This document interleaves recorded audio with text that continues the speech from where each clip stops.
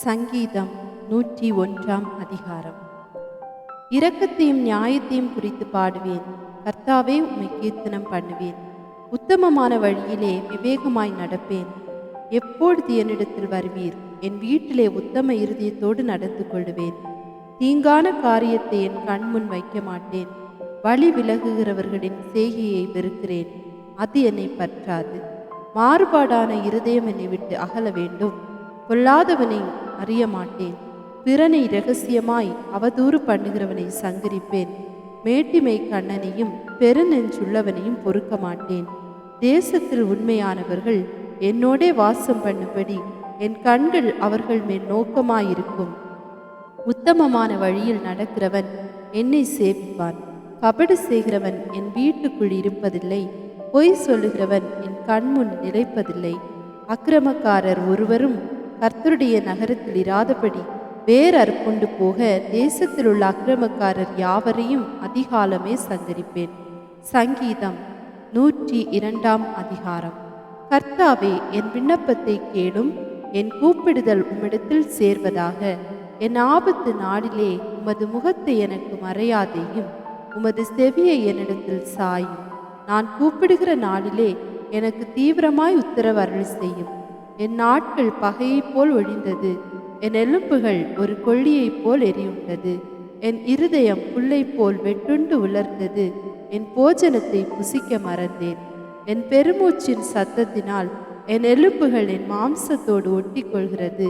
வனாந்திர நாரைக்கு ஒப்பானேன். பாழான இடங்களில் தங்கும் ஆந்தையைப் போலானேன். நான் நித்திரை இல்லாமல் வீட்டின் மேல் தனித்திருக்கும் குருவியைப் போல் இருக்கிறேன். நாடோறும் என் சத்துருக்கள் என்னை நிந்திக்கிறார்கள். என்மேல் மூர்க்க வெறி கொண்டவர்கள் எனக்கு விரோதமாய் சாபமிடுகிறார்கள்.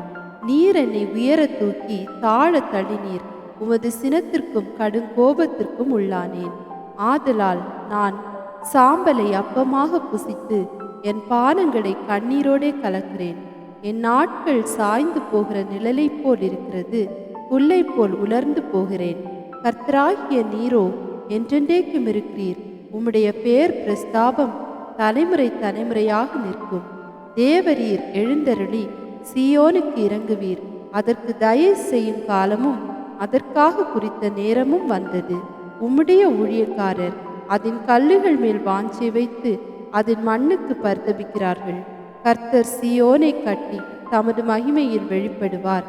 திக்கற்றவர்களுடைய ஜெபத்தை அலட்சியம் பண்ணாமல் அவர்கள் விண்ணப்பத்தை அங்கீகரிப்பார்.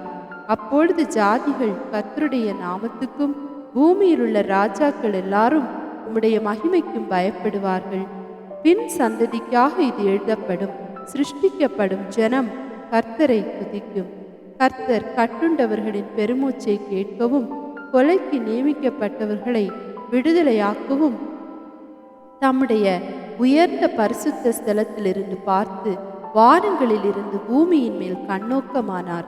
கர்த்தருக்கு ஆராதனை செய்ய ஜனங்களும் ராஜ்யங்களும் ஏகமாய் கூடிக்கொள்ளுகையில் சீயோனில் கர்த்தருடைய நாமத்தையும் எருசலேமில் அவருடைய துதியையும் பிரஸ்தாபப்படுத்துவார்கள்.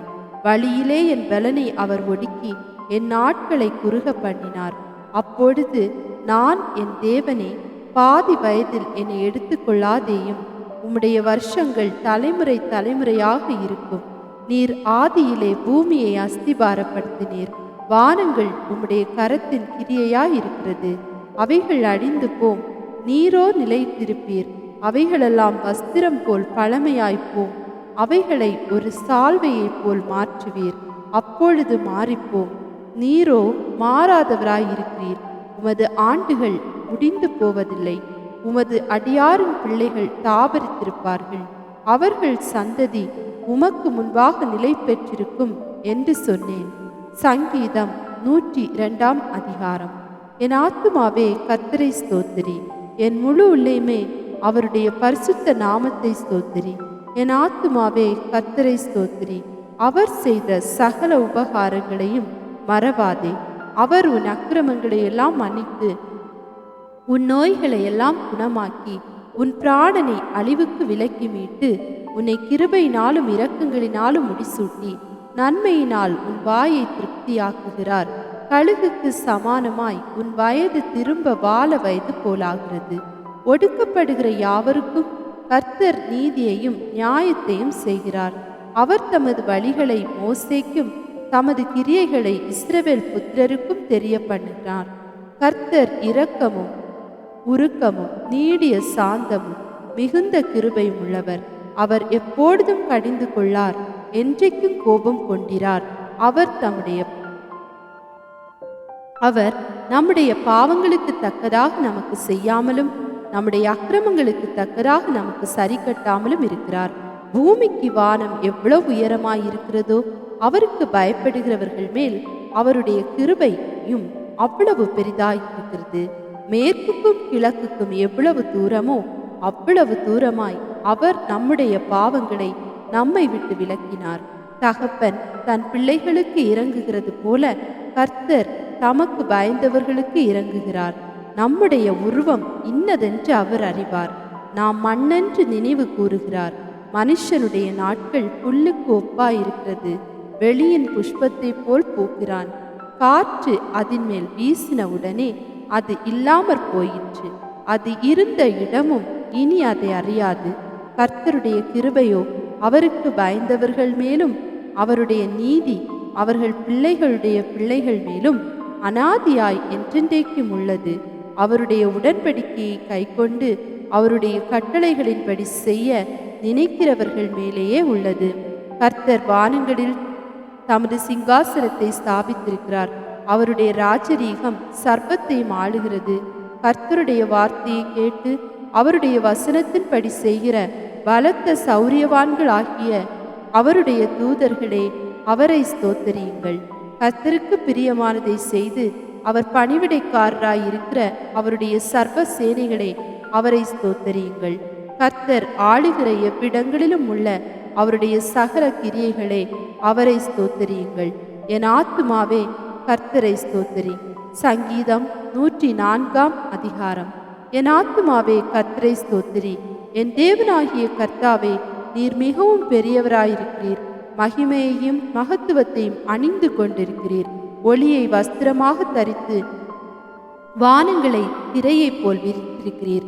தமது மேல் வீடுகளை தண்ணீர்களால் மச்சுப்பாவி மேகங்களை தமது ரதமாக்கி காற்றினுடைய செட்டைகளின் மேல் செல்லுகிறார். தம்முடைய தூதர்களை காற்றுகளாகவும் தம்முடைய ஊழியக்காரரை அக்கினி ஜுவாலைகளாகவும் செய்கிறார். பூமி ஒருபோதும் நிலை பெறாதபடி அதன் ஆதாரங்கள் மேல் அதை ஸ்தாபித்தார். அதை வஸ்திரத்தினால் மூடுவது போல ஆழத்தினால் மூடினீர். பர்வதங்களின் மேல் தண்ணீர்கள் நின்றது. அவைகள் உமது கண்டிதத்தால் விலகி ஓடி உமது குமுறலின் சத்தத்தால் விரைந்து போயிற்று. அவைகள் மலைகளில் ஏறி பள்ளத்தாக்குகளில் இறங்கி நீர் அவைகளுக்கு ஏற்படுத்தின இடத்தில் சென்றது.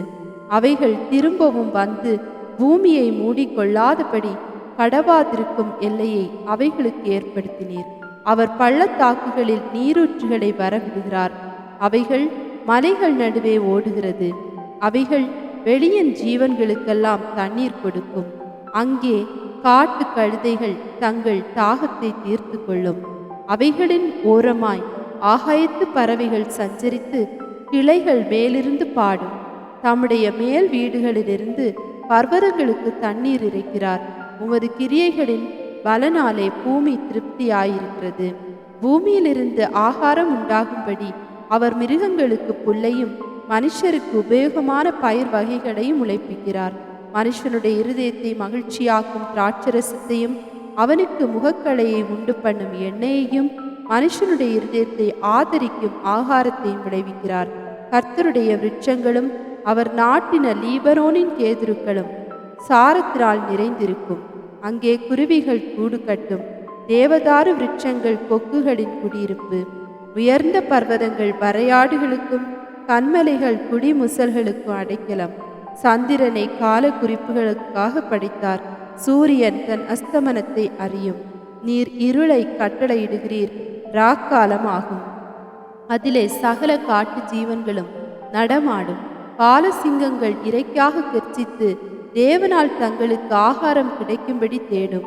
சூரியன் உதிக்கையில் அவைகள் ஒதுங்கி தங்கள் தாபரங்களில் படுத்து கொள்ளும்.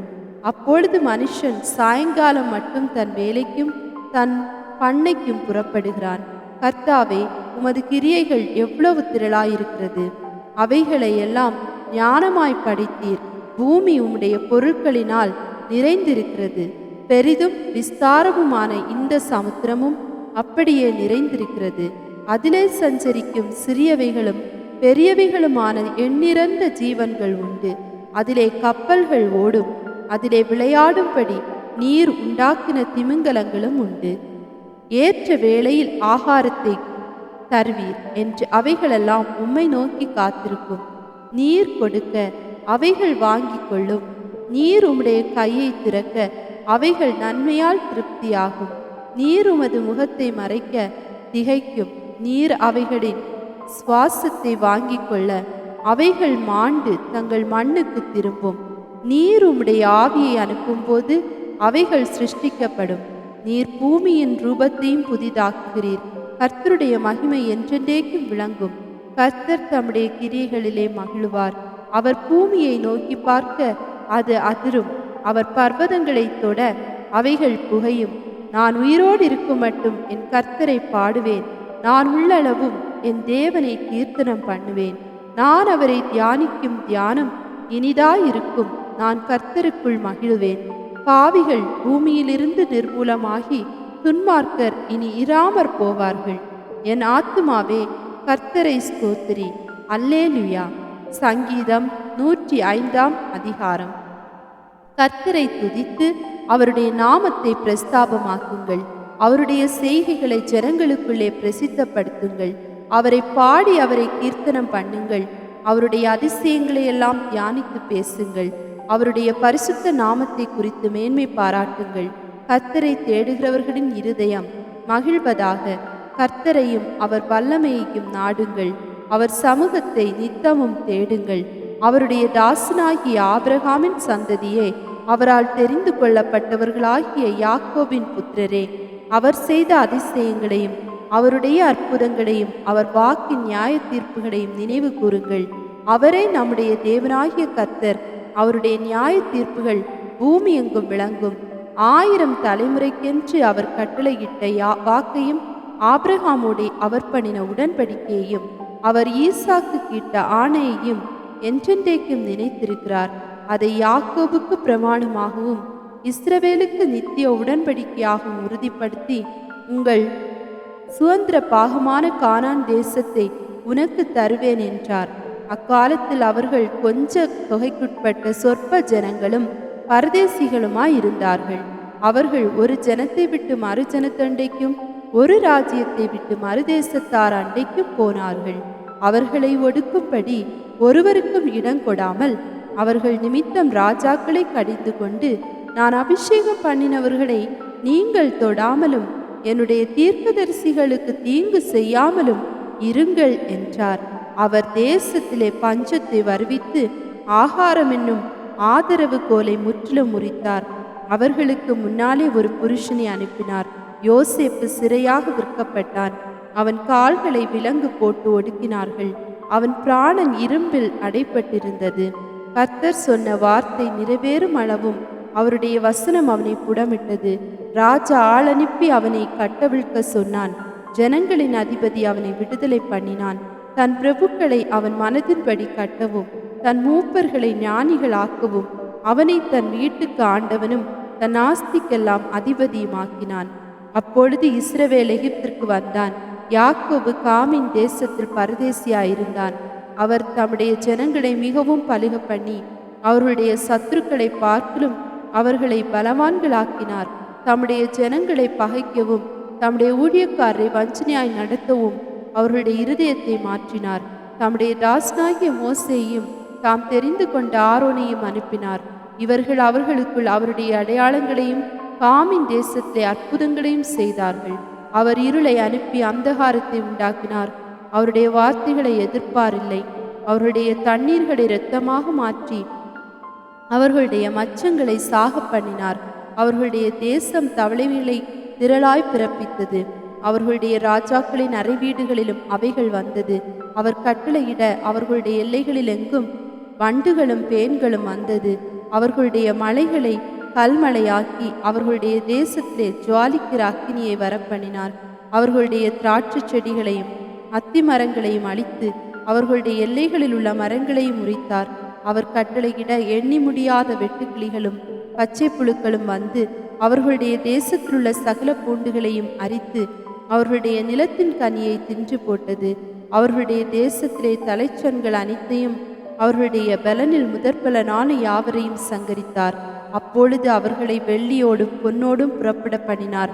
அவர்கள் கோத்திரங்களில் பலவீனப்பட்டவன் ஒருவனும் இருந்ததில்லை. எகிப்தியர் அவர்களுக்கு பயந்ததினால் அவர்கள் புறப்பட்ட போது மகிழ்ந்தார்கள். அவர் மேகத்தை மறைவுக்காக விரித்து இரவை வெளிச்சமாக்குகிறதற்காக அக்கினியையும் தந்தார். கேட்டார்கள். அவர் காடைகளை வரப்பண்ணினார். வான அப்பத்தினாலும் அவர்களை திருப்தியாக்கினார். கன்மலையை திறந்தார். தண்ணீர்கள் புறப்பட்டு வறண்ட வெளிகளில் ஆராய் ஓடிற்று. அவர் தம்முடைய பரிசுத்த வாக்குத்தத்தத்தையும் தம்முடைய தாசனாகிய ஆபிரகாமையும் நினைத்து தம்முடைய ஜனத்தை களிப்போடும் தாம் தெரிந்து கொண்டவர்களை கெம்பீர சத்தத்தோடும் புறப்பட பண்ணி தமது கட்டளைகளை காத்து நடக்கும்படிக்கும் தமது நியாய பிரமாணங்களை கைக்கொள்ளும்படிக்கும் அவர்களுக்கு புறஜாதிகளுடைய தேசங்களை கொடுத்தார். அந்நிய ஜனங்களுடைய பிரயாசத்தின் பலனை சுதந்திரித்து கொண்டார்கள். அல்லேலூயா.